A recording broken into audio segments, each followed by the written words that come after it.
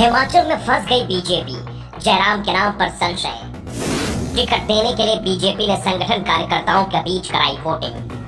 Helicopter से भेजी गई मतपेटियां, हेलीकॉप्टर से मंगाई गई। आखिर हिमाचल प्रदेश में क्यों डरी हुई दिख रही है बीजेपी?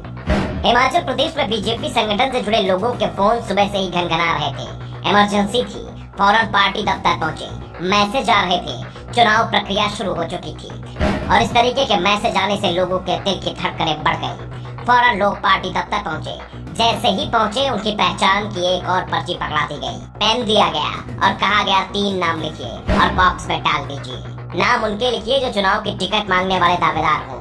नाम क्रम से लिखिए, जिसके जीतने की संभावना सबसे अधिक है उसका नाम पहले पर, कम वाली का दूसरे पर और सबसे कम वाली का तीसरे पर रखिए। जिन बक्सों में वोट डाले जाने थे वो हेलीकॉप्टर से स्पेशली दिल्ली से आए थे। पूरे 68 बॉक्स थे।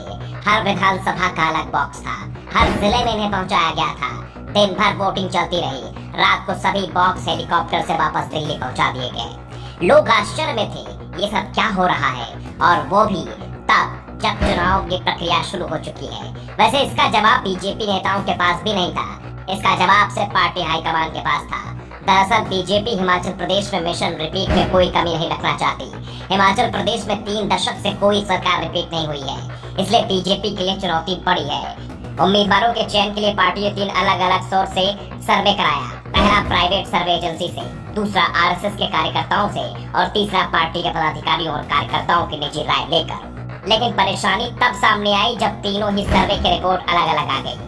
एक के सर्वे में जो उम्मीदवार मजबूत था, दूसरे के में वो हारता दिख रहा था और दूसरे के सर्वे में कमजोर उम्मीदवार तीसरे के विनिंग कैंडिडेट के तौर पर बताया जा रहा था। पार्टी की सबसे बड़ी चिंता यह है कि तीनों ही सर्वे में पार्टी के आधे विधायकों की स्थिति बेहद कमजोर बताई गई है। दावा किया जा रहा है कि अगर विधायकों को रिपीट किया गया तो सत्ता हाथ से फिसल जाएगी और बड़े पैमाने पर विधायकों के टिकट काटे गए तो बगावत का खतरा खड़ा हो जाएगा। ऐसे में पार्टी अजीब पशुपेश में फंस गई है। चिंता इस बात की भी है कि 2017 के विधानसभा चुनाव में बीजेपी 20 सीटों पर बहुत ही कम अंतर से चुनाव जीती थी और पार्टी ने जो सर्वे कराया है उसमें इनमें से अधिकांश उम्मीदवार इस बार बुरी तरीके से पिछड़ते दिख रहे हैं। पार्टी के लिए मुश्किल अपार दिख रही है। उम्मीद की किरण सिर्फ ये है कि पीएम मोदी के चेहरे पर चुनाव लड़ते हुए पार्टी का बेड़ा पार होता दिख रहा है। लेकिन पीएम का चेहरा तभी काम कर पाएगा जब उम्मीदवार का चयन भी सही होगा। एक चिंता प्रेम कुमार धूमल को लेकर भी हो रही है। 2017 में बीजेपी ने धूमल के नाम पर चुनाव लड़ा, लेकिन सरकार बनने पर सीएम जयराम ठाकुर को बना दिया गया। कहा गया कि धूमल खुद चुनाव हार गए हैं, इसलिए उन्हें सीएम नहीं बनाया जा सकता। जयराम ठाकुर ने 5 साल सरकार चलाई और 5 साल में उन्होंने धूमल को पूरी तरीके से किनारे लगा दिया।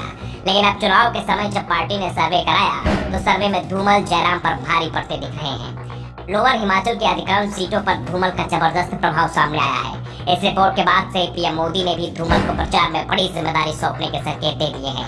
हाल ही में पीएम मोदी ने अपनी रैलियों में जयराम ठाकुर से ज्यादा प्रेम कुमार धूमल का नाम लिया और जब जब उन्होंने धूमल का नाम लिया लोगों में अलग ही उत्साह देखा गया और इसलिए बीजेपी के हिमाचल प्रभारी अविनाश राय को ये कहना पड़ा कि चुनाव के बाद सरकार बनने पर विधायक तय करेंगे कि सीएम किसे बनाना।